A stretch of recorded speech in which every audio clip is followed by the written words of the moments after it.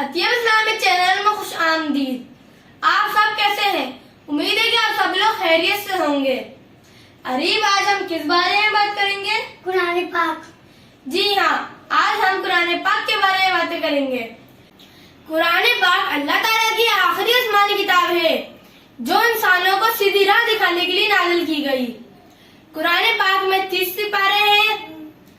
قرآن پاک کی پہلی سورت کا نام سورۃ الفاتحہ ہے اور آخری سورت کا نام سورۃ الناس ہے۔ قرآن مجید سے پہلے جو بھی کتابیں نازل ہوئیں وہ کسی خاص زمانے یا علاقے میں بھیجی جاتی تھیں، لیکن قرآن مجید کو اللہ تعالیٰ نے دنیا کے تمام انسانوں کے لیے بھیجا ہے۔ یہ قیامت تک آنے والے تمام انسانوں کے لیے ہدایت کا سرچشمہ ہے۔ قرآن مجید حضرت محمد صلی اللہ علیہ وسلم پر نازل ہوئی۔ یہ ایک بے مثال کتاب ہے۔ نبی اکرم صلی اللہ علیہ وسلم نے ہمیں قرآن مجید کی تلاوت کرنے اور اس کو یاد کرنے اور اس کی تعلیمات پر عمل کرنے کا حکم دیا ہے۔ قرآن مجید ایک بابرکت والی کتاب ہے۔ اس کے ایک حرف کو پڑھنے سے ہمیں 10 نیکیاں ملتی ہیں۔ نبی اکرم صلی اللہ علیہ وسلم نے فرمایا، تم میں سے بہتر وہ شخص ہے جو قرآن سیکھے اور دوسروں کو سکھائے۔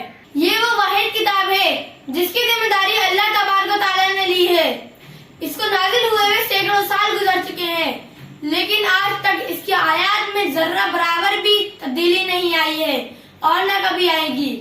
ارشاد باری تعالیٰ ہے، اور یہ کتاب نصیحت ہم نے ہی اتاری ہے اور ہم ہی اس کے نگہبان ہیں۔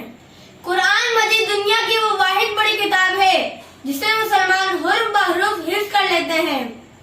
میری اللہ تعالیٰ سے دعا ہے کہ اللہ تعالیٰ ہمیں روزانہ قرآن پاک کی تلاوت کرنے اور اس پر عمل کرنے کی سعادت نصیب فرمائے، آمین۔ اریب، اب میں آپ سے کچھ سوالات پوچھوں گا۔ جی بھائی۔ اریب، یہ کون سی کتاب ہے؟ یہ قرآن پاک یہ کس پر نازل ہوئی؟ حضرت محمد صلی اللہ علیہ وسلم پر۔ قرآن کیا ہے؟ اللہ تعالیٰ کی آخری کتاب ہے۔ اریب، ہمیں قرآن پاک کی تلاوت کب کرنی چاہیے؟ روزانہ۔ اور قرآن پاک کی حفاظت کی ذمہ داری کس نے لی ہے؟ اللہ تعالیٰ۔ اللہ تعالیٰ ہمیں روزانہ قرآن پاک کی تلاوت کرنے کی توفیق عطا فرمائے، آمین۔ اگر آپ کو میری ویڈیو اچھی لگی تو کمنٹ کر کے ضرور بتائیے گا۔ اب انشاءاللہ نیکسٹ ویڈیو میں ملاقات ہوگی۔ اللہ حافظ۔ اللہ حافظ۔